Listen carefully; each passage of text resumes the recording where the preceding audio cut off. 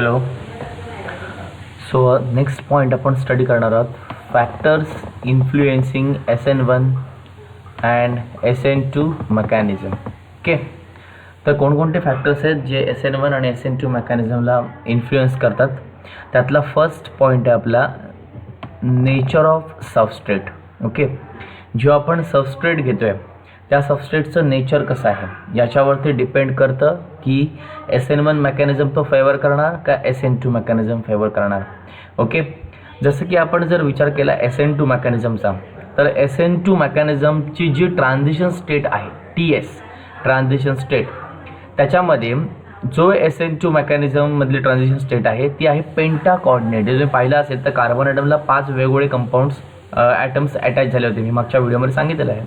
म्हणजेच जर SN2 मेकॅनिझममधला जी transition state आहे ती पेंटा कोऑर्डिनेट आहे आणि त्यामुळे जो रिजन आहे तो रिजन कसा आहे, थोडासा क्राउडेड रिजन आहे. मी तुम्हाला हवं असलं तर मागे पुन्हा परत दाखवतो. तुम्ही जर पाहिलं SN2 मेकॅनिझममध्ये हे बघा, तुम्ही पाहिलात ही जी ट्रान्झिशन स्टेट आहे SN2 मेकॅनिझमची, बघा ह्या कार्बनला 5 वेगवेगळे कंपाऊंड्स अटॅच आहेत, म्हणजे इट इज अ पेंटा कोऑर्डिनेट कंपाऊंड आपण असं म्हटलं होतं. ही जी ट्रान्झिशन स्टेट आहे ही पेंटा कोऑर्डिनेट असल्यामुळे हा जो रिजन आहे हा रिजन कसा आहे, थोडासा क्राउडेड रिजन झाला आहे. कसा रिजन झाला आहे, क्राउडेड. ओके, आता हा क्राउडेड रिजन असल्यामुळे SN2 मेकॅनिझम हे फेवर केलं जातं प्रायमरी हॅलाइड्सने आणि लिस्ट फेवर्ड केलं जातं टर्शरी हॅलाइड्सने. पहिला मुद्दा लक्षात आला, एकदम सिंपल आहे. नेचर ऑफ सबस्ट्रेटमध्ये आपलं सांगायचं आहे की जी SN2 मेकॅनिझमची जी ट्रान्झिशन स्टेट आहे इट इज अ पेंटा कोऑर्डिनेट, त्यामुळे रिजन कसं आहे, क्राउडेड रिजन आहे आणि त्यामुळे SN2 मेकॅनिझम हे मोस्टली फेवर्ड केलं जातं प्रायमरी हॅलाइड्सने. जसं आपण घेतलं होतं मिथिल ब्रोमाइड, बरोबर ना, आपला प्रायमरी हॅलाइड होता आणि त्याने SN2 मेकॅनिझम फेवर केली होती. मात्र टर्शरी ब्युटिल ब्रोमाइड जो आपला टर्शरी हॅलाइड होता त्याने मात्र SN1 मेकॅनिझम फेवर केलं होतं, SN2 मेकॅनिझम फेवर केलं नव्हतं. मुद्दा लक्षात आला, सिंपल पॉईंट आहे, एकच पॉईंट. ट्रान्झिशन स्टेट SN2 मेकॅनिझमची पेंटा कोऑर्डिनेट आहे आणि त्यामुळे जो रिजन आहे तो कसा आहे, क्राउडेड आहे आणि त्यामुळे SN2 मेकॅनिझम हे प्रायमरी हॅलाइडने फेवर्ड केलं जातं आणि टर्शरी हॅलाइडने लिस्ट फेवर्ड केलं जातं. ओके, आता जर आपण SN1 मेकॅनिझमचं कन्सिडरेशन केलं तर याच्यामध्ये ट्रान्झिशन स्टेट फॉर्म होत नाही आहे. इथे काय होतं आहे तर पहिल्या स्टेपमध्ये एक planar carbocation intermediate compound form होते. इथे काय तयार होते तर एक प्लेनर कार्बोकॅटायन इंटरमिडिएट फॉर्म होते.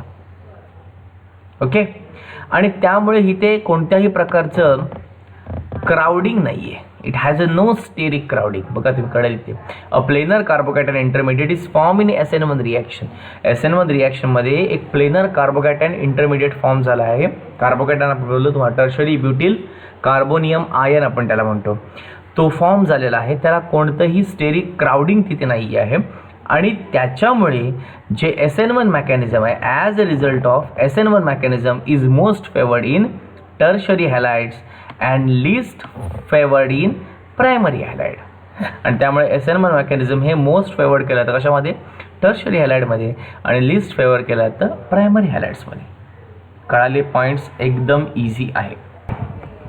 त्यातला जो सेकंड पॉईंट आहे दॅट इज म्हणजे SN1 मेकॅनिझममधला सेकंड पॉईंट आपण सांगणार आहोत की का फेवर्ड केली जाते टर्शरी हॅलाइड्सने.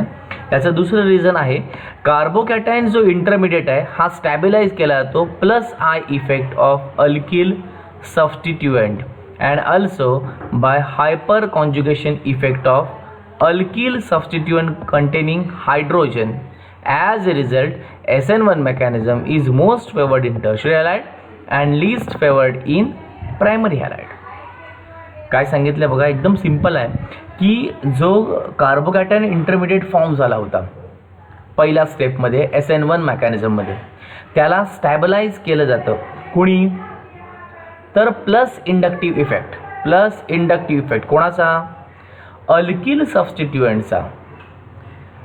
अल्किल सबस्टिट्युएंट म्हणजेच आपला टर्शरी ब्युटिल हा आपला अल्किल ग्रुप झाला, टर्शरी ब्युटिल हा अल्किल सबस्टिट्युएंट झाला. तर हा plus I inductive effect produce करून त्या कार्बोकॅटायनला काय करतो, स्टॅबिलाइज करतो. किंवा hyper conjugation effect of alkyl substituent containing alpha hydrogen, किंवा असे अल्किल सबस्टिट्युएंट ज्यांच्याकडे अल्फा हायड्रोजन आहेत त्याने प्रोड्यूस केलेला हायपर कॉन्जुगेशन इफेक्ट. दोन इफेक्ट तुम्हाला लक्षात ठेवायचे, एक प्लस आय इफेक्ट आणि दुसरा आहे हायपर कॉन्जुगेशन इफेक्ट. ह्या दोन इफेक्टमुळे SN1 मेकॅनिझम हे मोस्ट फेवर्ड केलं जातं टर्शरी हॅलाइडमध्ये आणि लिस्ट फेवर्ड केलं जातं प्रायमरी हॅलाइड्समध्ये. Are you getting? इथे हा फर्स्ट पॉईंट आपला क्लिअर झाला. मी पुन्हा परत तुम्हाला क्लिअर करतो हा पॉईंट. आपण जर पाहिलं SN2 मेकॅनिझममध्ये, तर SN2 मेकॅनिझममध्ये जी ट्रान्झिशन स्टेट फॉर्म झाले ती ट्रान्झिशन स्टेट आहे पेंटा कोऑर्डिनेट. त्यामुळे इथे क्राउडिंग आहे आणि क्राउडिंग असल्यामुळे प्रायमरी हॅलाइड ती रिॲक्शन मोस्टली फेवर करतात, टर्शरी हॅलाइड लिस्ट फेवर करतात. दुसरा मुद्दा होता SN2 मेकॅनिझमचा. आता SN2 मेकॅनिझममध्ये ट्रान्झिशन स्टेट फॉर्म होते का? नाही. तर इथे कार्बोकॅटायन इंटरमिडिएट फॉर्म होतो आणि जेव्हा कार्बोकॅटायन इंटरमिडिएट फॉर्म होणार आहे तेव्हा तिथे कोणत्याही प्रकारचं स्टेरिक क्राउडिंग नसणार आहे. आणि स्टेरिक क्राउडिंग नाही याचा अर्थ तिथे फेवरिंग केलं जाणार आहे टर्शरी हॅलाइड्सचं as compared to primary halide. दुसरं रिझन त्यातलं आपण सांगितलं की जे कार्बोकॅटायन इंटरमिडिएट्स आहेत ह्यांना स्टॅबिलाइज करण्याचं काम कोण करतं? तर plus I effect of alkyl substituent and hyperconjugation effect of alkyl substituents containing alpha hydrogen. Okay. त्यामुळे जर तुमचा प्रायमरी हॅलाइड असेल तर तो कुठली रिॲक्शन देणार? SN2. जर तुमचा टर्शरी हॅलाइड असेल तर तो कुठली रिॲक्शन फेवर्ड करणार? SN1. आणि जर तुमचा सेकंडरी हॅलाइड असेल तर मात्र कोणती रिॲक्शन फेवर्ड करणार? जर तुमच्याकडे सेकंडरी हॅलाइड असेल तर तो एकतर SN1 मेकॅनिझम देईल किंवा SN2 मेकॅनिझम देईल, म्हणजे आयदर ऑफ दिस मेकॅनिझम, किंवा मिक्स मेकॅनिझम म्हणजे दोन्हीही देईल. कळालं? हा तुमचा शेवटचा पॉईंट त्यातला होता. कळालं? टर्शरी हॅलाइड्स SN1 मेकॅनिझम देणार, प्रायमरी हॅलाइड्स SN2 मेकॅनिझम देणार, आणि जे तुमचा सेकंडरी हॅलाइड आहे तो एकतर SN1 मेकॅनिझम देईल किंवा SN2 मेकॅनिझम देईल, किंवा दोन्हीही मिक्स मेकॅनिझम तो प्रोड्यूस करू शकतो depending upon the exact condition. कशी कंडिशन आहे, काय एक्सपेरिमेंटल कंडिशन्स आहेत त्याच्यावरती डिपेंड करणार आहे की तो कोणतं मेकॅनिझम देणार. Are you getting or not? Okay, very good. Okay, second जो पॉईंट त्यातला आहे, फर्स्ट तर आपण पाहिला नेचर ऑफ सबस्ट्रेट. आता सेकंड पॉईंट आहे nucleophilicity of a reagent. Nucleophilicity of reagent. Okay. आता मग न्यूक्लिओफिलिसिटी ऑफ रिएजंट त्यासाठी आपल्याला पहिल्यांदा स्टडी करावं लागेल की न्यूक्लिओफाईल म्हणजे काय. तर न्यूक्लिओफाईल ही अशी स्पेसिस असते की जी इलेक्ट्रॉन पेअरचा यूज करते to form a bond with the carbon. Carbon बरोबर बॉन्ड फॉर्म करण्यासाठी इलेक्ट्रॉन पेअरचा यूज करणारी स्पेसिस म्हणजेच कोण? न्यूक्लिओफाईल. आता इलेक्ट्रॉन पेअरचा यूज करते म्हणजे याचा अर्थ इलेक्ट्रॉन रिलीज करते. ऑब्वियस आहे न्यूक्लिओफाईल हा ह्याच्याकडे इलेक्ट्रॉन रिलीजिंग टेंडन्सी आहे आणि त्यामुळे तो ॲक्ट करतो ॲज ए लुईस बेस. कळते का? न्यूक्लिओफाईल आपण एक सिंपल पाहिलं, न्यूक्लिओफाईल OH मायनस ज्याच्यावरती चार्ज मायनस आहे, it acts as a base. Okay. त्यामुळे न्यूक्लिओफाईल ही अशी बेसिस आहे की जी इलेक्ट्रॉन पेअरचा यूज करते to form a bond with the carbon. कारण ऑब्वियस आहे कार्बनवरती चार्ज असतो C+, त्याचं बॉन्डिंग मायनसवाल्याबरोबर होणार, म्हणजेच न्यूक्लिओफाईल. Are you getting? म्हणजेच न्यूक्लिओफाईल स्वतःचे इलेक्ट्रॉन्स कार्बनला देतो जेणेकरून बॉन्ड फॉर्म व्हावा म्हणून. ओके. आता स्वतःचे इलेक्ट्रॉन्स तो रिलीज करतो याचा अर्थ त्याच्याकडे रिलीजिंग टेंडन्सी आली आणि त्यामुळे तो ॲक्ट करतो लुईस बेस. ओके. आता आपल्या मुद्द्याकडे येऊया. Okay. A more powerful nucleophile attacks the substrate faster. SN2 मेकॅनिझममध्ये एखादा पॉवरफुल न्यूक्लिओफाईल असेल, कारण SN2 मेकॅनिझम ही सिंगल स्टेप रिॲक्शन आहे, त्यामुळे डायरेक्ट न्यूक्लिओफाईल अटॅक करणार आणि रिॲक्शन फेवर्ड केली जाणार, कॅरी केली जाणार. इथे सुद्धा सेम होतं की जेवढा पॉवरफुल न्यूक्लियोफाईल आपण यूज करू तेवढा तो फास्टर सबस्ट्रेटवरती काय करणार, अटॅक करणार. बघा दाखवतो. A more powerful nucleophile attack the substrate faster and favours SN2 mechanism. जेवढा पॉवरफुल न्यूक्लियोफाईल असेल तो त्या सबस्ट्रेटवरती अटॅक फास्टर करणार आणि SN2 मेकॅनिझम फेवर करणार. मात्र SN1 मेकॅनिझम ही सिंगल स्टेप रिॲक्शन आहे का? नाही, it is a 2 step reaction. पहिली स्टेप ही तुमची स्लो स्टेप आहे, that is rate determining step आपण त्याला म्हणतो. मग पहिल्या स्टेपला SN1 मेकॅनिझम मध्ये the rate of SN1 mechanism is independent of nature of nucleophile. SN1 मेकॅनिझमचा रेट हा न्यूक्लियोफाईलच्या नेचरवरती डिपेंड करत नाही. म्हणजे पहिल्या स्टेपमध्ये न्यूक्लियोफाईलचा काहीच यूज नाही.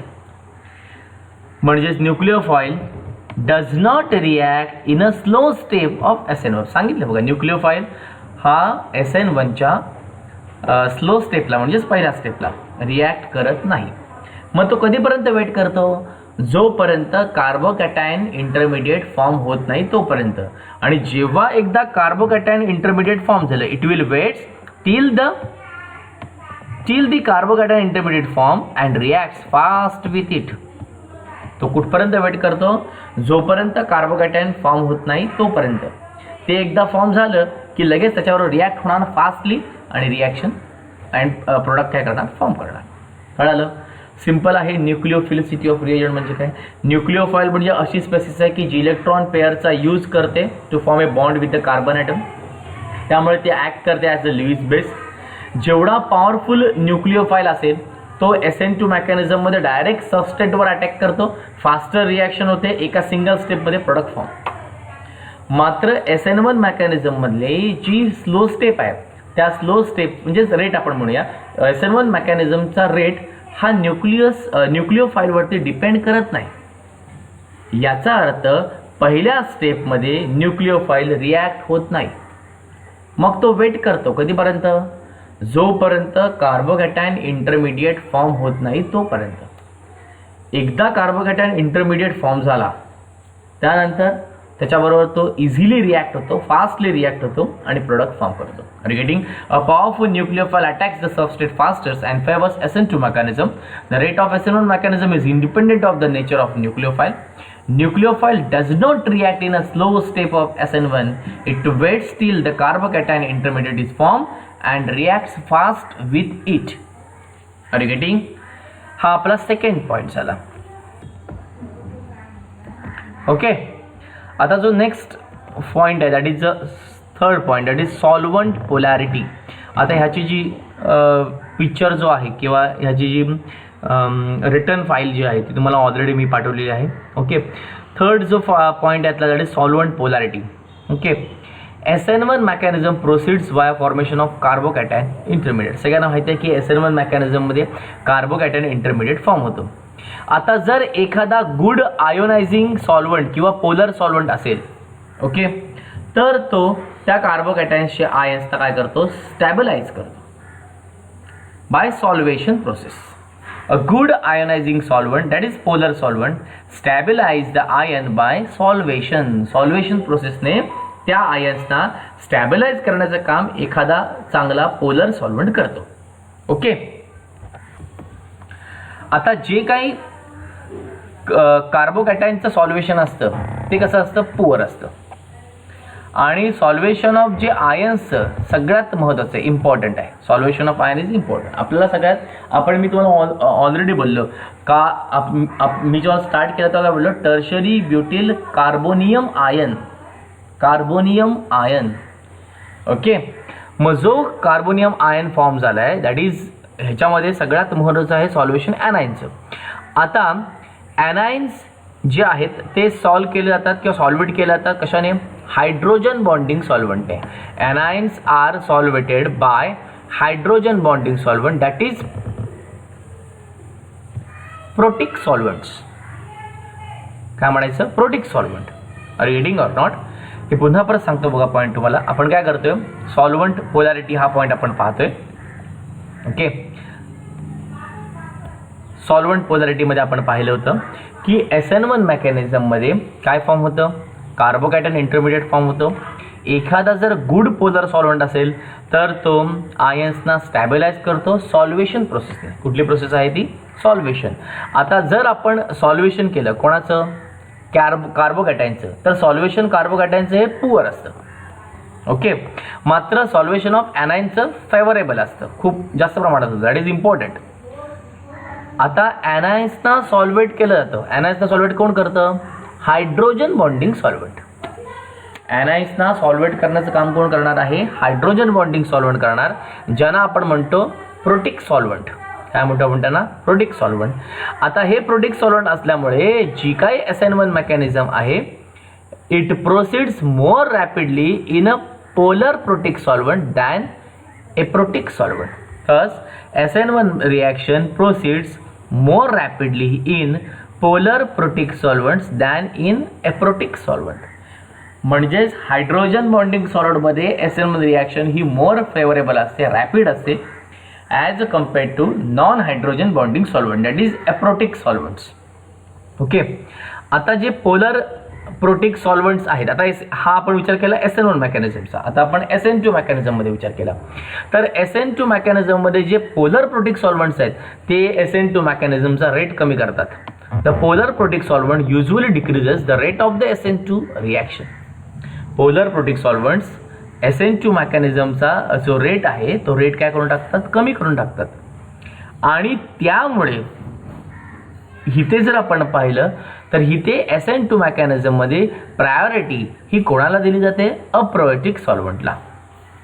म्हणजे SN2 मेकॅनिझम फेवर कोण करतं? Hence aprotic solvents or solvents with the low polarity will favours SN2 mechanism. कळायला का तुम्हाला मी काय म्हणते?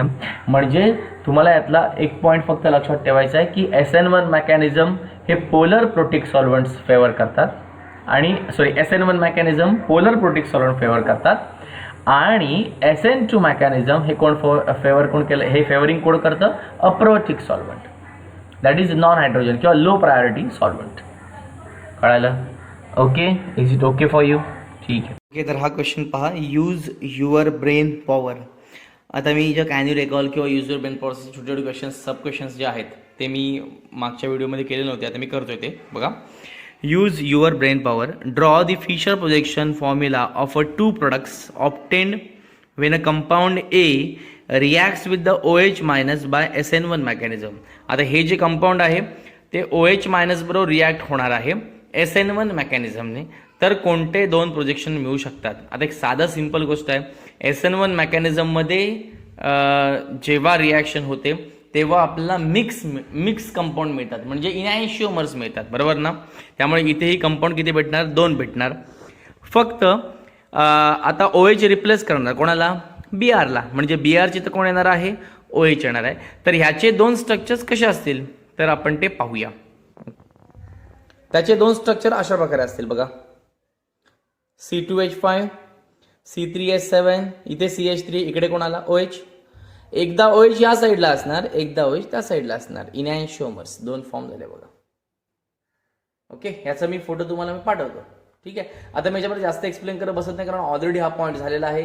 मग कार्बन बघायचे, मग बघायचं ॲटॉमिक नंबर जास्त कोणाचा आणि ते सगळं करायचं, ते मी पुन्हा परत एक्सप्लेन करत बसणार नाही, कारण व्हिडिओ खूप मोठी होणार. ओके. सेकंड जो क्वेश्चन आपला होता दॅट इज आपला Fischer projection formula find out करायचा आहे. कंपाऊंड बी फॉर्म होईल. हे जे कंपाऊंड बी आहे त्याच्यावरती OH मायनसची सिंपल आहे. Cl ला रिप्लेस कोण करणार आहे? OH करणार आहे. पण मेकॅनिझम आहे SN2 मेकॅनिझम. मेकॅनिझम कुठला आहे? SN2. आता जेव्हा SN2 मेकॅनिझम असतं तेव्हा आपलं काय भेटतं? फक्त इन्व्हर्शन मिळतं. काय मिळतं? फक्त इन्व्हर्शनचा अर्थ हा OH मायनस कुठून अटॅक करतो? Back side attack. त्यामुळे OH Cl च्या जागेवर येणार आहे का? नाही. तर कुठे येणार आहे? मागे. स्ट्रक्चर कसं असेल तर हे बघा structure. C2H5 H CH3 OH कुठे आला? मागे. Are you getting or not? समजतंय? एकदम सिंपल आहे. ओके. नेक्स्ट क्वेश्चन आहे can you recall. Okay. Give some examples of nucleophiles which are electrically neutral. अशा न्यूक्लिओफाइलचे एक्झाम्पल्स आपल्याला सांगायचे आहेत की जे इलेक्ट्रिकली न्यूट्रल असतील. तर ते कोण आहेत? NH3, H2O, ROH, ROR म्हणजे हा इथर झाला, आणि RNH2 म्हणजे हा कोण झाला? अमाइन. तुम्हाला कळतंय का? ह्या सगळ्यांवरती कुठला चार्ज दिसतोय का? NH3 minus, H2O minus, ROH minus आहे का? नाही. तर हे सगळे न्यूक्लिओफाइल्सच आहेत, पण ते कसे आहेत? इलेक्ट्रिकली न्यूट्रल, म्हणजे त्यांच्यावरती कोणताही चार्ज नाही. पुढचा आहे बघा, गिव्ह सम एक्झाम्पल्स ऑफ अनआयनिक न्यूक्लिओफाइल. मी काही सांगितलेत, भरपूर आहेत असे. अनआयनिक म्हणजे त्यांच्यावरती निगेटिव्ह चार्ज आहे. ओके, असे nucleophiles for example Cl minus, Br minus, I minus, OH minus, Cn minus. Okay, अजूनही खूप आहेत, तुम्ही घेऊ शकता. ओके, आणि सगळ्यात महत्त्वाचा क्वेश्चन शेवटचा आहे का, what is the difference between base and nucleophile. Okay, nucleophile आणि बेसमध्ये आपण मगाशी पाहिलं की त्या न्यूक्लिओफाइलला आपण as a Lewis base consider केलं, पण न्यूक्लिओफाइल आणि बेसमध्ये फरक काय? तर न्यूक्लिओफाइल ही अशी स्पेसिस आहे की जी इलेक्ट्रॉन्स डोनेट करते. कोणाला? कोणत्याही इलेक्ट्रॉन डेफिशियंट स्पेसिसला. म्हणजे अशी स्पेसिस याच्याकडे इलेक्ट्रॉन्सची कमतरता आहे, अशा स्पेसिसला इलेक्ट्रॉन देऊन टाकते, पण H+ आयनला देत नाही. Except H+. Nucleophile donates the lone pair of electrons to any electron deficient species except H+. आणि बेस त्याच्या उलट करतो. Base donates the lone pair of electrons to only H+. आणि बेस जो आहे तो फक्त काय करतो? H+ आयन्सलाच स्पेसिसलाच फक्त इलेक्ट्रॉन्स काय करतो? डोनेट करतो. Are you getting or not? Okay, ठीक आहे. ओके, पुढचा एक प्रश्न होता, can you recall how alkenes are prepared from alkyl halides. Alkyl halide पासून आपण अल्किन कसे प्रिपेअर करू शकतो, ही रिॲक्शन अल्किन चॅप्टरमध्ये तुम्हाला मी शिकवलेली आहे. अल्किल हॅलाइड्सची रिॲक्शन जेव्हा अल्कोहोलिक KOH बरोबर होते, that is alcoholic potassium hydroxide solution, तेव्हा त्याचं होतं डिहायड्रो हॅलोजिनेशन. म्हणजे त्या पर्टिक्युलर अल्किल हॅलाइडमधून हायड्रोजन आणि हॅलोजन रिमूव्ह होतात. काय म्हणायचं? डिहायड्रो हॅलोजिनेशन प्रोसेस टू फॉर्म अल्किन. जसं की हा आपण पाहिला की इथिल ब्रोमाइड CH3 CH2Br. आता मी इथे अल्फा आणि बीटा का लिहिले तुम्हाला मी एक्सप्लेन करू सांगतो. जे 11वीला नसतील किंवा ज्यांना लेक्चर अटेंड केलं नसेल, त्यांना माहिती नसेल, त्यांना पुन्हा परत सांगतो, हे अल्फा आणि बीटा म्हणजे काय असतं. या प्रोसेसला म्हणायचं बीटा एलिमिनेशन प्रोसेस. काय म्हणायचं? Beta elimination process. आता इथे काय होतं बाळांनो, तर लक्ष द्या, ज्या कार्बनला हॅलोजन लागलं, ज्या कार्बनला हॅलोजन अटॅच आहे, असं की हा कार्बन, त्याला म्हणायचं अल्फा कार्बन ॲटम. या कार्बनला कोण अटॅच आहे? हॅलोजन, म्हणून त्याला काय म्हणायचं? Alpha carbon atom. आणि त्याच्या ॲडजस्टंट, त्याला लगतचा जो कार्बन ॲटम असेल त्याला म्हणायचं बीटा कार्बन ॲटम. म्हणजे हा कार्बन ह्याला Br लागला म्हणून हा झाला अल्फा, आणि ह्याचा हा ॲडजस्टंट लगतचा म्हणून हा कोण झाला? बीटा. तुम्हाला काय करायचं आहे? अल्फा कार्बन ॲटम मधून हॅलोजन काढायचं. मी सांगतो, एक्सप्लेन करून व्यवस्थित लक्ष द्या. तुम्हाला या अल्फा कार्बन ॲटम मधून कोण काढायचं आहे? हॅलोजन. आणि बीटा कार्बन ॲटम मधून कोण काढायचं आहे? हायड्रोजन. कळालं? आता हा अल्कोहोलिक KOH मधला K Br बरोबर रिॲक्ट होणार, KBr फॉर्म काय झालं? KBr. आणि इथला OH आणि इथला एक H फॉर्म काय केलं? H2O. आता इथून एक H गेला म्हणजे CH3 झाला काय? CH2. इकडे कोण आहे?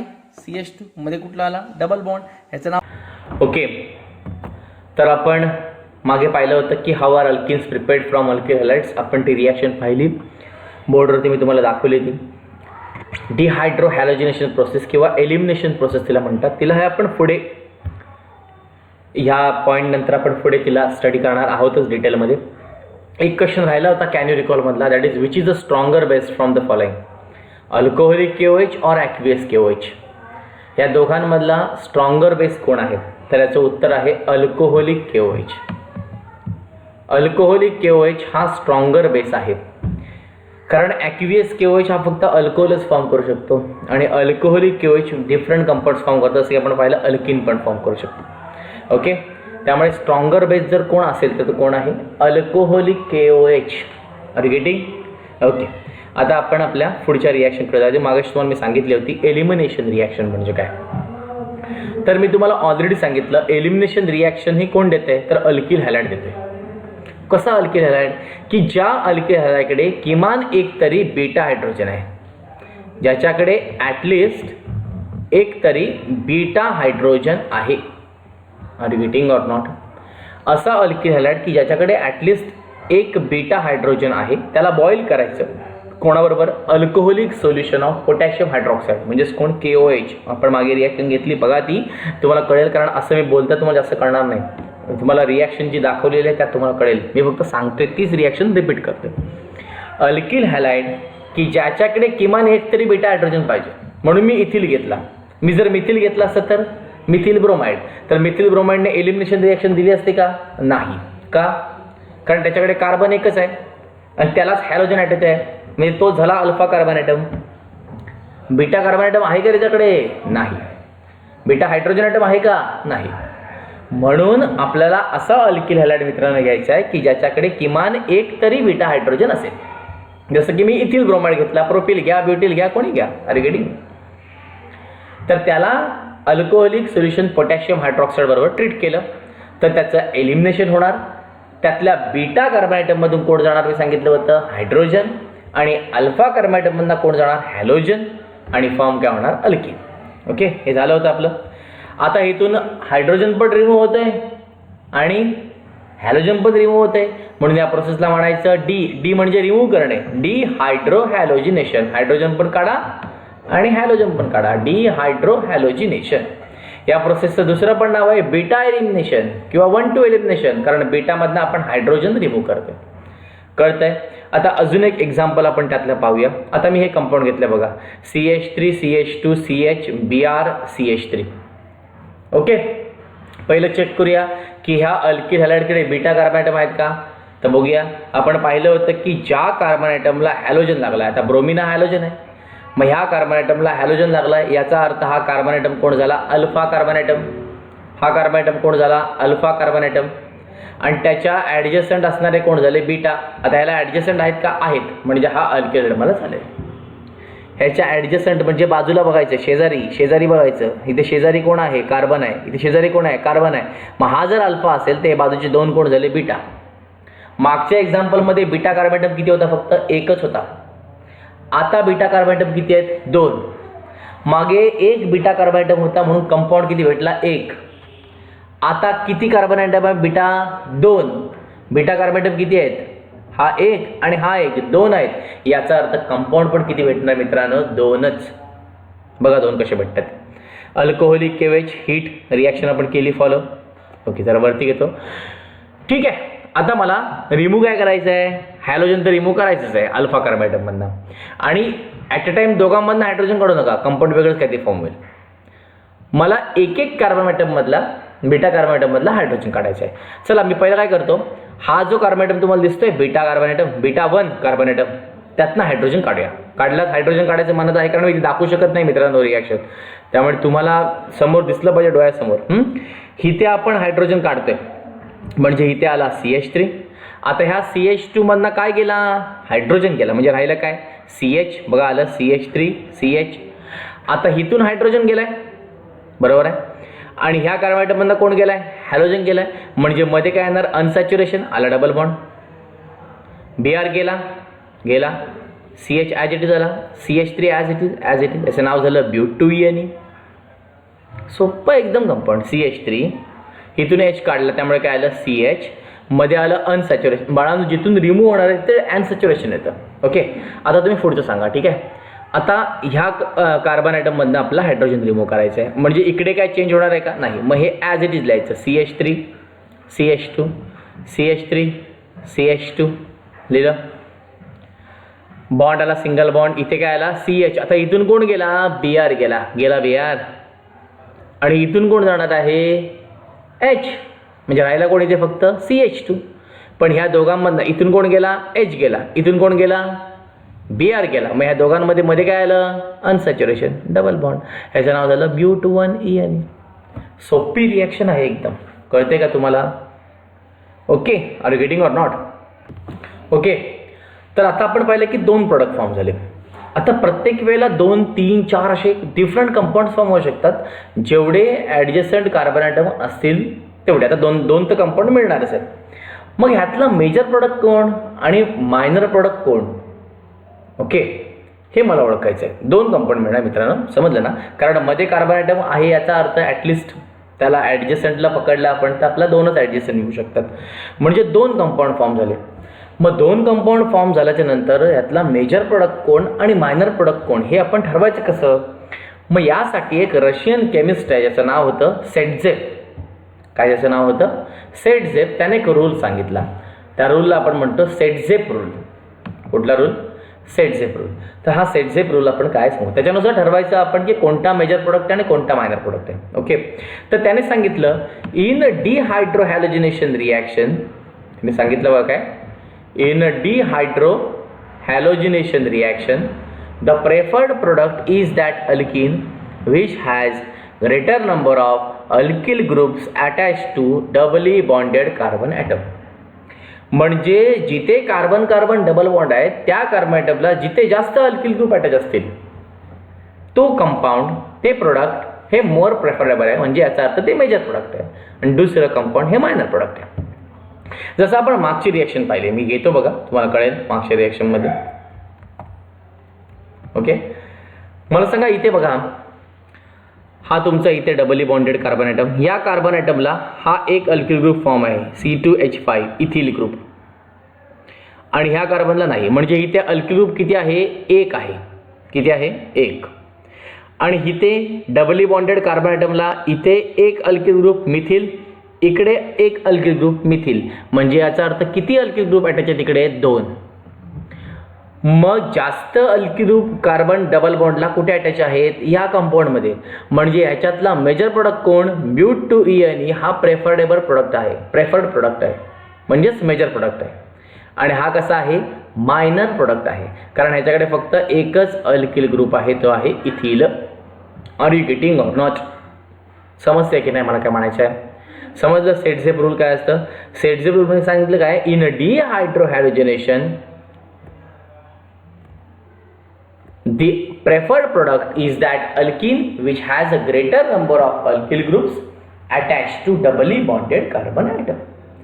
ज्या डबली बॉन्डेड कार्बन ॲटमला जास्त अल्किल ग्रुप अटॅच असतील तो आपला प्रेफर्ड प्रोडक्ट. जसं की आपण मागच्या रिएक्शनमध्ये पाहिलं की याच्यामध्ये ब्यूट-2-ene हा प्रेफर्ड प्रोडक्ट आहे, तो मेजर प्रोडक्ट आहे, कारण त्याच्याकडे 2 अल्किल ग्रुप आहे, इकडे एक मिथिल, इकडे एक मिथिल. मात्र ब्यूट-1-ene मध्ये फक्त इथिल एकच होता. मग 2 अल्किल ग्रुप आहेत, याचा अर्थ ब्यूट-2-ene हा प्रेफर्ड प्रोडक्ट झाला, हा मेजर प्रोडक्ट झाला. Are you getting? समजतंय? Very good. ओके. आता स्टॅबिलिटी काही alkyl order of alkyl substituted अल्किन्सची दिलेली आहे बघा. पहिला आहे R2CCr2, R2CCHR, त्यानंतर R2C डबल बॉन्ड CH2, त्यानंतर RCH डबल बॉन्ड CHR आणि शेवटला RCH-CH2. तुम्ही आता पाहाल तर बघा, हा carbon atom doubly bonded, 2 alkyl group, 2 alkyl group, obvious मोठा असणार. इकडे 2 अल्किल ग्रुप, म्हणजे इथे 4 झाले, 2 आणि 2 4, इथे 2 आणि इथे 1 3, म्हणजे 3 झाले टोटल. इथे या कार्बनला 2च अल्किल ग्रुप आहेत, म्हणजे 2 अल्किल ग्रुप. इथे या कार्बनला 1 अल्किल ग्रुप, या कार्बनला 1 alkyl group, 1 alkyl group, 1 alkyl group. इथे पण 2 अल्किल ग्रुप आहेत. पण याच्यापेक्षा मोर प्रेफरेबल किंवा मेजर प्रोडक्ट कोण असणार आहे? हे कंपाऊंड. का? कारण त्या एकाच कार्बन ॲटमला 2 अल्किल ग्रुप अटॅच झालेत आणि इथे या 2 कार्बन ॲटमला वेगवेगळे 2 अल्किल ग्रुप अटॅच झालेत. Are you getting or not? आणि हे शेवटचं कंपाऊंड जिथे एकाच कार्बन ॲटमला फक्त 1 अल्किल ग्रुप लागला आहे. म्हणजे इथे 4 अल्किल ग्रुप आहेत, इथे 3 अल्किल ग्रुप आहेत, इथे किती आहेत? 2 आहेत, इथे पण 2 आहेत. पण फरक एवढाच आहे की या कार्बन ॲटमला एकाच कार्बन ॲटमला 2 लागले आणि इथे 2 वेगवेगळ्या कार्बन ॲटमला 2 वेगवेगळे अल्किल ग्रुप अटॅच झाले आणि इथे काय एकच आहे. कळालं मी काय म्हणते? 1 2 2 3 4. समजलं? आता आपलं जे कंपाऊंड होतं ब्यूट-1-ene ब्यूट-2-ene, आता हा ब्यूट-1-ene मध्ये आला. Okay.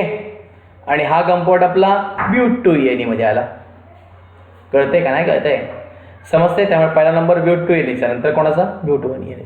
Are you getting or no? समजतं आहे? This is all about dehydrohalogenation or elimination reaction. आता पुढची रिॲक्शन आहे, नोट करून घ्या रिॲक्शन त्या झालेल्या, कारण आता स्क्रीन काय फ्लक्च्युएट तुमची होत नाही आहे, त्यामुळे जे स्टेडी आहे तसं तुम्ही ते लिहून घ्या. ओके. नेक्स्ट आहे reaction with a active metal. Okay. आता ॲक्टिव्ह मेटल बरोबर जर रिॲक्शन झाली तर काय होऊ शकतं ते आपण पाहूया. आता ॲक्टिव्ह मेटल कोणकोणते आहेत तर सोडियम, मॅग्नेशियम, कॅडमियम. दिसतात तुम्हाला कुठल्या कुठल्या ॲक्टिव्ह मेटल्स आहेत.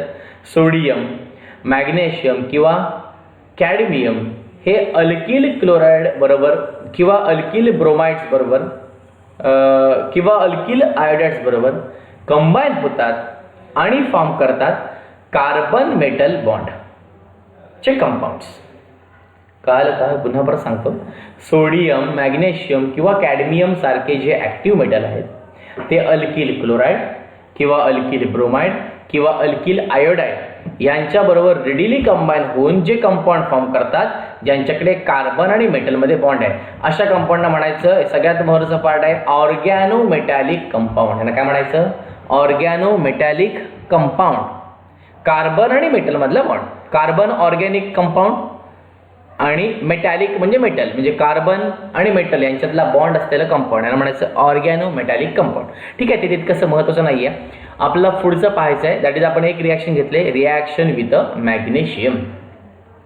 आपण सोडियम आणि मॅग्नेशियमचा विचार करणार आहोत, कॅडमियमचा विचार करणार नाही आहोत. ठीक आहे. Reaction with magnesium. आता मॅग्नेशियम बरोबर रिॲक्शन काय होते? When alkyl halide is treated with the magnesium in dry ether, 1 minute. When alkyl halide is treated with the magnesium in dry ether, alkyl हॅलाइडला कोणावर ट्रीट करायचं? मॅग्नेशियम बरोबर. कशामध्ये? In presence of dry इथर म्हणजे हा कॅटलिस्ट झाला. As a solvent it gives alkyl magnesium halide. ते काय देतं? Alkyl magnesium halide. यालाच म्हणायचं ग्रिग्नार्ड रिएजंट. काय म्हणायचं? Grignard reagent. पुढे अल्कोहोलच्या प्रिपरेशनमध्ये आपल्याला खूप उपयोगात येणार आहे हा तो ग्रिग्नार्ड रिएजंट. आणि आपण मागे 11मध्ये पाहिलेला आहे ग्रिग्नार्ड रिएजंट पाहणं. मी तुम्हाला सांगितलं होतं त्याच्याबद्दल. अल्किल हॅलाइडची ट्रीटमेंट जर आपण मॅग्नेशियम बरोबर केली ड्राय इथरमध्ये तर त्यापासून काय भेटतं? अल्किल मॅग्नेशियम हॅलाइड मिळतं ज्याला आपण म्हणतो ग्रिग्नार्ड रिएजंट. हे बघा RX अल्किल हॅलाइड, Mg म्हणजे मॅग्नेशियम. ड्राय इथर काय करायचं आहे? मॅग्नेशियम हा डायव्हॅलेंट असतो. मॅग्नेशियम हा कोण आहे? डायव्हॅलेंट. याची व्हॅलन्सी 2 आहे म्हणजे ऑब्व्हियस आहे 2 बॉन्डने त्याला सॅटिस्फाय करायला पाहिजे म्हणून RXच्या मध्ये त्याला बसवायचा. बघा मध्ये बसलाय RMgX. मॅग्नेशियम हा डायव्हॅलेंट कंपाऊंड आहे. एक व्हॅलन्सी अल्किल ग्रुपने सॅटिस्फाय केली आणि एक व्हॅलन्सी हॅलोजन ग्रुपने सॅटिस्फाय केली. कंपाऊंड फॉर्म झालं RMgX alkyl magnesium halide Grignard reagent. Okay. आता पाहूया आपण ग्रिग्नार्ड रिएजंटची वेगळी प्रोसेस. आता हे ग्रिग्नार्ड रिएजंट वेगवेगळ्या कंपाऊंड बरोबर कशा प्रकारे रिॲक्ट होतं ती रिॲक्शन सांगितलेली आहे बघा. ही अल्केनमध्ये रिॲक्शन आपलं होती. ओके. बघा RMgX. ओके. बघा मी हायलाइट करतो जरा. ओके ठीक आहे. हे बघा RMgX प्लस कोण घेतलं? CH3OH म्हणजेच मिथेनॉल. काय झालंय तुम्हाला एकच गोष्ट फक्त करायची. हा R आणि इकडचा CH3OH मधला H दिसतोय, इकडचा H. माझा ॲरोकडे लक्ष द्या. आता मॅडम मार्कर नाही आहे. हा H आणि हा R आणि H यांचं कॉम्बिनेशन होऊन बाहेर काय पडलं? RH that is alkane hydrocarbon. राहिलं काय? Mg ला अटॅच काय होणार? X. मॅग्नेशियम हा डायव्हॅलेंट आहे बघाशी बोललो. Mg ला अटॅच कोण होणार? X. आणि राहिलेलं इकडचं कंपाऊंड काय होतं? OCH3 अटॅच करा ॲज अ OCH3. सिम्पल. इकडेही तसंच करायचं करणार. Very good. RMgX plus NH3. R इकडच्या कोणावर रिॲक्ट होणार? H बरोबर म्हणजे NH3 मधला एक H गेला. H RH झाला. Mg कोणा अटॅच झाला? X ला आणि इथला एक H गेलेला आहे मित्रांनो म्हणजे NH3 राहिला कोण? NH2. बघा मॅग्नेशियमला अटॅच झाला NH2. कळतंय का? मी पुन्हा परत सांगतो पाहिजे बघा लक्ष द्या. RMgX plus NH3. NH3 मधल्या कोणावर रिॲक्ट होणार? H. मला तर लिहायला नाही इकडे पण मी तुम्हाला दाखवते. H बरोबर रिॲक्ट झाला RH फॉर्म झाला. राहिलं काय? MgX आणि Mg डायव्हॅलेंट असल्यामुळे खाली अजून एक कंपाऊंड अटॅच होणार कुठलं? NH2. Okay. Is it okay or not? So simple. Okay. आता पुढचं पाहूया आपण नेक्स्ट. ही झाली रिॲक्शन विथ मॅग्नेशियम, कळाली. सेकंड आहे Wurtz reaction. Reaction with active मेटलमधली पहिली आपण पाहिली मॅग्नेशियम बरोबर काय फॉर्म होतं, ग्रिग्नार्ड रिएजन. आणि ग्रिग्नार्ड रिएजन वेगवेगळ्या कंपाऊंड बरोबर फॉर्म होतं, ते आपण पाहिलं. अल्कोहोल बरोबर रिॲक्ट होतं. या अल्कोहोलमध्ये पण रिॲक्शन मित्रांनो येणार आहे, घाबरू नका, ठीक आहे. आणि अल्केनमध्येही होती. आता मॅग्नेशियम मेटल चं झाल्याच्या नंतर आता सोडियम मेटल बरोबर रिॲक्शन करायची. त्या प्रोसेसला म्हणायचं वुड्स रिॲक्शन. काय म्हणायचं, दोन रिॲक्शन आहेत, एक आहे वुड्स आणि दुसरी आहे वुड्स फिटिक. दॅट इज पहिली आपण पाहूया वुड्स रिॲक्शन. अल्किल हॅलाइड हे सोडियम मेटल बरोबर रिॲक्ट होतात in a dry ether as a solvent and form higher alkanes containing double the number of carbon atom present in alkyl halide. Alkyl halide हे react होतात कोणाबरोबर सांगितलं त्यांनी, alkyl halides react with the metallic sodium. Sodium बरोबर react होतात in presence of dry ether. आणि alkane जे form करतात ते जे ओरिजिनल कार्बन आयटम असतात त्याच्यात डबल असतात. म्हणजे पूर्वी कार्बन आयटममध्ये समजा एक अल्किल ग्रुप असेल तर दुसऱ्या कार्बन आयटममध्ये दोन अल्किल ग्रुप, म्हणजे प्रोडक्ट जो फॉर्म होतात त्यात दोन अल्किल ग्रुप असतात. मी दाखवतो बघा, लक्षात द्या. वुड्स रिॲक्शन म्हणतात. 11वीला ही रिॲक्शन होती. पहा 2RX okay, R alkyl group, X halogen, हा झाला alkane. Are getting or not, sorry alkyl halide RX that is alkyl halide. दोन मॉलिक्यूल आपण दोन त्याचे कंपाऊंड्स घेतलेत आपण.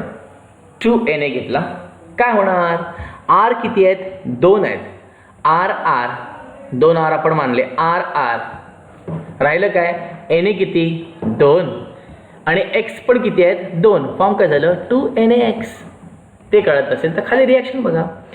2C2H5Br 2Na. तुम्हाला काय करायचं आहे, C2H5 दोन वेळा मांडायचं आहे. C2H5 C2H5 हे बघा, C2H5. आता C2H5 लिहितो असं आपण, CH3CH2 हे बघा, CH3CH2 बॉन्ड CH2CH3. कळते का नाही कळते. हा C2H5 जो आहे ना, 2C2H5Br घेतला प्लस कोण घेतला, 2Na. ड्राय इथरमध्ये रिॲक्शन होते. मी काय सांगितलं, हा R डबल दोन वेळा आपण लिहितो बॉन्ड करून. तसं इथे R म्हणजे कोण आहे, C2H5. हा पण दोन वेळा लागेल, बघा दोन वेळा लिहिला आहे. C2H5 C2H5 म्हणजे C4H10 म्हणजे म्युटेन. फक्त C2H5 ला मांडले कसं, CH3CH2 आणि CH2CH3 C2H5 3 2 5 3 2 5 ओके आहे ना. आणि राहिलं काय, हे दोन Na आणि Br किती, दोन. फॉर्म काय झालं, 2NaBr 2NaBr. कळते का नाही कळते, are getting or not. Okay, नाही समजलं तर मला कमेंट करा, ठीक आहे, मी तुम्हाला एक्सप्लेन करून सांगेन. Are getting or not. पुन्हा परत एकदा सांगतो, पाहिजे तर कळलं नसेल तर. हा तुमचा अल्किल हॅलाइड. आपण त्याचे किती मॉलिक्युल्स किती कंपाऊंड घेतलेत बाळांना, दोन घेतलेत. दोन आपण त्याचे स्टोइचियोमेट्रिक कोएफिशियंट दोन आहे. Na किती घेतला, दोन. ड्राय इथरमध्ये रिॲक्शन झाली. तुम्हाला एकच गोष्ट करायची, हा R जो आहे तो फक्त डबल मांडायचा आहे. मांडला डबल RR. तसं इथे कोण मांडणार, C2H5 dash C2H5 C2H5 dash C2H5. राहिलं किती, Na किती, दोन. 2Na आणि Br किती, दोन. 2NaBr. ओके. आता असं पण पॉसिबिलिटी असते की डिफरंट अल्किल हॅलाइड्सचं मिक्सचर झाल्याच्या नंतर, आता इथे सेम अल्किल हॅलाइड होतं बघा, इथिल ब्रोमाइड आपण दोन वेळा घेतले होते, पण आपण वेगवेगळे कंपाऊंड जर अटॅच केले, जसं की मी इथे काय घेतलं बघा, पहिला कंपाऊंड घेतला मिथिल ब्रोमाइड आणि दुसरा घेतला इथिल ब्रोमाइड. कळते का नाही कळतंय. पहिलं कंपाऊंड कोण घेतलंय, इथिल ब्रोमाइड. दुसरं कंपाऊंड घेतलंय मिथिल ब्रोमाइड. म्हणजे इथे सेम कंपाऊंड घेतले का, सेम अल्किल हॅलाइड घेतलंय का, नाही. इथे सेम घेतला तर बघा, C2H5Br दोन वेळा. कळते का नाही कळत आहे. मात्र इथे मी काय घेतलंय, CH3Br घेतलाय आणि C2H5Br गेलाय. याला जर आपण ड्राय इथरमध्ये आणि सोडियम बरोबर आपण रिॲक्ट केलं तर वेगवेगळे अल्केन्स फॉर्म होतात. 3 अल्केन फॉर्म झाले बघा. तुम्हाला रिॲक्शन बॅलन्स करायची नाही, वेगवेगळे 3 अल्केन फॉर्म झाले. पहिला CH3CH3 इथेन फॉर्म झाला. दुसरा CH3CH2 CH3 प्रोपेन फॉर्म झाला. तिसरा CH3CH2 CH3 ब्युटेन फॉर्म झाला. CH3CH2 CH2 पाहिजे मित्रांनो इथे, चुकून झालेलं आहे, तुम्ही करेक्ट करा. CH3 CH2 CH2 CH3 butane form झाला. म्हणजेच या दोन कंपाऊंड मधून किती अल्केन फॉर्म झाले? 3. इथेन, प्रोपेन आणि ब्युटेन. कळते का नाही कळते? Are you getting or not? Okay okay. तर आता आपण पुढचं पाहूया. हे कळालं असेल होप सो. नेक्स्ट आहे reaction of haloarenes with the active metal. आता ॲक्टिव्ह मेटल बरोबर हॅलो ॲरिन्सची काय रिॲक्शन होते ते आपण पाहणार आहोत. त्या रिॲक्शनचं नाव आहे वुड्स फिटिक रिॲक्शन. मी तुला मगाशी मेन्शन केलं होतं नाव बघा, Wurtz Fittig reaction. Okay. Aryl halide आणि अल्किल हॅलाइड दोन वेगळे. आता आपण बघा तुम्ही व्हेरिएशन कशा प्रकारे आहे. आपण जेव्हा स्टार्ट केलं सोडियमची रिॲक्शन आपण पाहिली. पहिल्या केसमध्ये आपण 2 अल्किल हॅलाइड घेतले सेम, जसं की आपण ethyl bromide same alkyl halide घेतले, एकच कंपाऊंड फॉर्म झालं. वेगवेगळे 2 अल्किल हॅलाइड घेतले, 3 कंपाऊंड फॉर्म झाले. आता ह्याच्यात 3 झाले पण पॉसिबल वेगवेगळे आहेत का? इथे 3 पॉसिबल अल्केन फॉर्म झाले. ओके बघा आहेत ना. 2 अल्किल हॅलाइड वेगळे वेगळे घेतले, मिथिल घेतला, इथिल ब्रोमाइड घेतला, मिथिल ब्रोमाइड घेतला, 3 वेगवेगळे alkane ethane, propane, butane form झाले. आता तसंच तिसऱ्या केसमध्ये फक्त वेगळ्या प्रकारे करायचं. काय करायचं आहे? ॲरिल हॅलाइड घ्यायचा आणि अल्किल हॅलाइड घ्यायचा आणि त्याची रिॲक्शन सोडियम मेटल बरोबर इन प्रेझेन्स ऑफ ड्राय. कोण घ्यायचा? Aryl halide. हा बघा अरिल हॅलाइड, हॅलो अरिन. हा बघा दिसला, दिसते का तुम्हाला ॲरिल हॅलाइड? ओके 2 मिनिटं. हा तुमचा ॲरिल हॅलाइड बघा, ही बेन्झिन रिंग आणि त्याला BR लागला, ब्रोमो बेन्झिन झाला. हा तुमचा ॲरिल हॅलाइड झाला. CH3Br हा तुमचा कोण झाला? Alkyl halide, methyl bromide. आणि त्याची रिॲक्शन कोणावर करायची आहे? सोडियम मेटल बरोबर 2Na ॲज इट इज घेतले बघा इन प्रेझेन्स ऑफ ड्राय इथर. ओके काय झालंय? तुम्हाला एकच गोष्ट इथे करायची आहे. काय केलं बघा, लक्ष द्या. ह्या ॲरोमॅटिक रिंगला अटॅच कोण करायचं आहे? CH3 केला अटॅच. चला Br गेला, Brचे तर कोण आला? CH3. दिसते तुम्हाला CH3, हा CH3, हा CH3 डायरेक्ट अटॅच करायचा कुठे? Brचे. केलंय का बघा? गेला. राहिलं काय? Na 2 आणि Br किती? 2. ओके. Na किती आहेत? 2 आणि Br किती आहेत? 2. फॉर्म काय झालं? 2NaBr. कंपाऊंड फॉर्म झाल्याचं नाव काय? टोल्यून किंवा मिथिल बेन्झिन. ओके कळतंय का नाही? पुढचं बघा, फक्त अरिल हॅलाइड असेल, जसं की इथे एक अरिल हॅलाइड घेतलाय. आता ॲक्च्युली इथे बॅलन्सिंग केलेलं नाही आहे, तुम्हाला इथे बॅलन्सिंग करावं लागणार आहे. इथे तुम्हाला मागे 2 घ्यावं लागेल. काय काय एरर्स आहेत मित्रांनो, तुम्ही त्या करू शकता क्लिअर. मी तुम्हाला सांगेन तशा तुम्ही त्या क्लिअर करत चला. ठीक आहे. आता इथे मागे तर काय एरर नाही आहे, मी तुम्हाला इथे एरर सांगितली. इथे काय पाहिजे होतं? CH2 पाहिजे होतं. आता जसं पुढे ही जी रिॲक्शन आहे बघा, ॲरिल हॅलाइडमध्ये आपण घेतलंय. हे हा जो क्लोरोबेन्झिन आहे इथे मागे 2 लिहायचं. 2 क्लोरोबेन्झिन पाहिजे. सॉरी 2 क्लोरोबेन्झिन म्हणजे इथे 2 ह्याचे मॉलिक्युल्स पाहिजेत. ह्या क्लोरोबेन्झिनचे किती मॉलिक्युल्स पाहिजेत? 2. लक्षात ठेवा. इथे मागे तुम्हाला किती लिहायचं आहे? 2 लिहायचं आहे. मी दाखवते इथे तुम्हाला किती लिहायचं आहे? 2 लिहायचं आहे. ह्या क्लोरोबेन्झिनच्या मागे बॅलन्सिंग करण्यासाठी 2 लिहायचं आहे. ओके. म्हणजे आता तुम्हाला काय करायचं आहे? हे 2Na आणि ऑब्वियस आहे इथे 2 घेतल्यामुळे Cl पण किती झाले? 2 फॉर्म झालं 2NaCl. आणि हे जे बेन्झिनचं स्ट्रक्चर आहे ते एकमेकाला अटॅच झालं आणि त्यापासून कंपाऊंड फॉर्म झालं. नाव काय? बायफिनिल. काय म्हणायचं? Biphenyl. Are you getting or not? ठीक आहे. ओके. नेक्स्ट क्वेश्चन आहे कॅन यू रिकॉल. ओके. त्याच्यामध्ये 3 क्वेश्चन्स आहेत बघा. त्यातला पहिला प्रश्न आहे व्हॉट इज रेझोनन्स. आता रेझोनन्स म्हणजे काय असतं? तर रेझोनन्स म्हणजे एक आपण म्हणूया की त्याला रिप्रेझेंटेशन आहे. कोणाचं रिप्रेझेंटेशन आहे? तर बेन्झिन रिंगमध्ये असणाऱ्या alternate single bond, double bond म्हणजेच डिलोकलाइज पाय इलेक्ट्रॉन. डिलोकलाइज पाय इलेक्ट्रॉनची पोझिशन चेंज करायची, बॉन्डिंग चेंज करायचं आणि हा जो फेनोमेना असतो त्याला आपण काय म्हणतो? रेझोनन्स. एकच कंपाऊंड पण दिसणार वेगवेगळ्या प्रकारे, याला आपण म्हणायचं resonance. Are you getting or not? समजते? तर तुम्हाला पुढचं सांगितलंय draw the resonance structures of bromobenzene. तुम्हाला वेगळं काय एक्स्ट्रा करायची गरज नाही. तुम्हाला एक खाली क्लोरोबेन्झीनचे स्ट्रक्चर दिसत आहेत. हे बघा, हे सगळे इकडचे नाही, सॉरी, हे बघा, हे दिसत आहेत ना, हे दिसतात का सगळे स्ट्रक्चर्स तुम्हाला क्लोरोबेन्झीनचे? ओके, तर हे सगळे क्लोरोबेन्झीनचे स्ट्रक्चर्स काढायचे. फक्त जिथं Cl आहे तिथे काय लिहायचं? Br. इथे काय लिहायचं? Br. इथे काय लिहायचं? Br. अरे गेटिंग? सगळीकडे तुम्हाला फक्त काय चेंज करायचं कळालं? हे 1 2 3 4 आणि हे 5. ओके, हे तुम्हाला दिसतील हे सगळे रेझोनेटिंग स्ट्रक्चर आहेत किंवा कॅनॉनिकल स्ट्रक्चर आहेत किंवा कॉन्ट्रीब्युटिंग स्ट्रक्चर आहेत, रेझोनन्स स्ट्रक्चर. हे तुम्ही इथे मी क्लोरीनचं दाखवलंय, तुम्ही ब्रोमिनचं काढू शकता. अल्टरनेट बॉन्डिंग आहे, तुम्ही पहा वेगवेगळ्या स्ट्रक्चरमध्ये. हे आता एक्सप्लेन करत बसत नाही. तुम्हाला फक्त तोच प्रश्न मागायचा, फक्त जिथं Cl आहे ते काय लिहायचं आहे? Br लिहायचं आहे.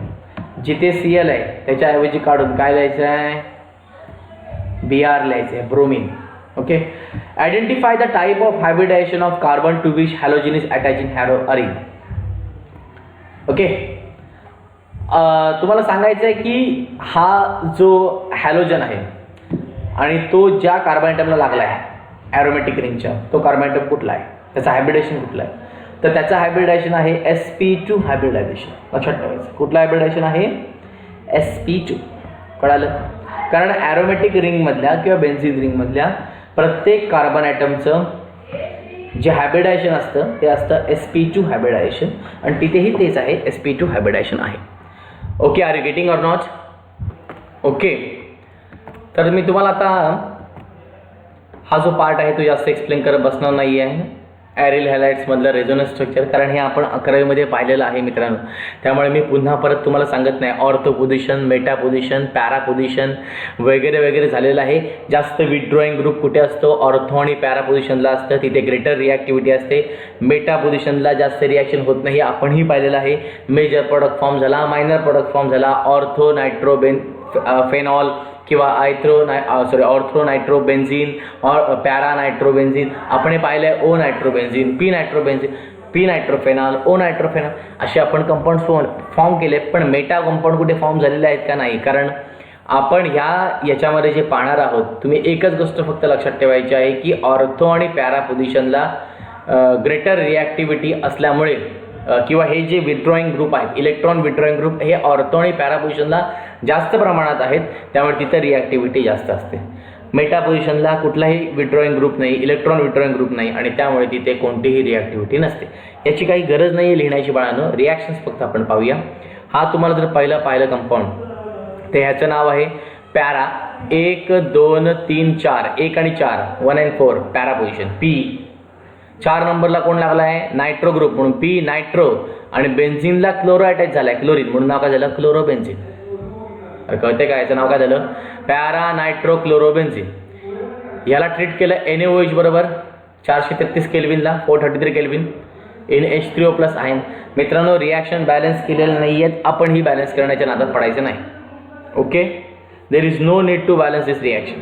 ओके, तुम्हाला फक्त एकच गोष्ट करायची आहे, जिथं Cl आहे तिथून Cl काढायचं आहे आणि त्याच्याऐवजी अटॅच काय करायचं आहे? OH. कळतंय का नाही कळतंय? ओके, तर तुम्हाला फक्त एकच गोष्ट करायची आहे, इथे Cl आहे, Clच्या ऐवजी कोण अटॅच झाला? फक्त OH. मी फास्टमध्ये संपवतो, जास्त वेळ काढत नाही बाळांनो.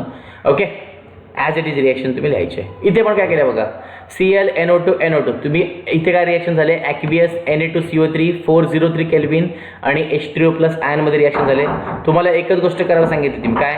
Cl काढायचं आणि Clच्या जागी काय टाकायचं? OH. टाकलंय का बघा? बाकी ॲज इट इज आहे तसं. ह्याचं नाव जर 2,4 डायनायट्रो क्लोरोबेन्झिन असेल तर ह्याचं नाव असणार 2,4 डायनायट्रोफेनॉल. आता 3 मला पाहूया. सेम, इथून Cl काढायचं, इथे अटॅच काय करायचं? OH. बाकी आहे तसं NO2 NO2 NO2 NO2 NO2 NO2 warm H2O 2,4,6 dinitro chlorobenzene आणि फॉर्म कोड झाला 2,4,6 dinitrophenol. Are you getting or not? So simple. कळतंय? Very good. ओके, तर आता ही रिॲक्शन आपल्याला बघा 11वीमध्ये होती, कॅन्युटेल. होती आपलं रिॲक्शन बघा. The conversion of chlorobenzene to phenol in aqueous बघा. The conversion of chlorobenzene to phenol by aqueous sodium hydroxide requires high temperature about 623 kelvin and high pressure. Explain. Okay. आता हे जी रिॲक्शन तुम्हाला दिले बघा, क्लोरोबेन्झिनचं कोणामध्ये रिॲक्शन झालंय? फेनॉलमध्ये reaction झालंय. आता हे मागेच आपण पाहिलं, क्लोरोबेन्झिनचं तुम्हाला रिॲक्शन करायचं आहे कोणाबरोबर? क्लोरोबेन्झिनचं डायरेक्ट कन्व्हर्शन तुम्हाला कशामध्ये करायचं आहे? OH मध्ये. मग सांगितल्याप्रमाणे इथला Cl काढायचा आणि इथे अटॅच काय करायचं आहे? OH. तर हे कन्व्हर्शन करत असताना तुम्हाला हाय प्रेशर आणि हाय टेम्परेचर याची गरज लागते. याचं कारण काय? ते याचं कारण असं आहे, तर याचं कारण असं की क्लोरोबेन्झिनचं फेनॉलमध्ये कन्व्हर्शन होण्याची प्रोसेसला आपण म्हणतो न्यूक्लियोफिलिक सबस्टिट्यूशन प्रोसेस. हे सगळ्या न्यूक्लियोफिलिक सबस्टिट्यूशन प्रोसेस आहे बघा. Cl ला रिप्लेस केलं OH ने, Cl मायनस ह्या न्यूक्लिओफाईलला रिप्लेस केलं OH मायनसने. That is nucleophilic substitution process आहे, ही रिॲक्शन आहे. आणि क्लोरोबेन्झिनचं फेनॉलमध्ये कन्व्हर्शन होण्याच्या प्रोसेसला न्यूक्लियोफिलिक सबस्टिट्यूशन रिॲक्शन म्हणतो. ही रिॲक्शन फेवरेबल आहे ॲट अ हाय टेम्परेचर आणि हाय प्रेशर. ही नाहीतर मग क्लोरोबेन्झिनचं फेनॉलमध्ये कन्व्हर्शनच होणार नाही. It is favourable at a high temperature आणि हाय प्रेशरच ओनली. क्लोरोबेन्झिनचं जर न्यूक्लियोफिलिक सबस्टिट्यूशन करायचं असेल तर रिॲक्शन आपण हाय प्रेशर आणि हाय टेम्परेचरला कॅरी करावी लागणार. हे त्याचं simple reason. Are you getting?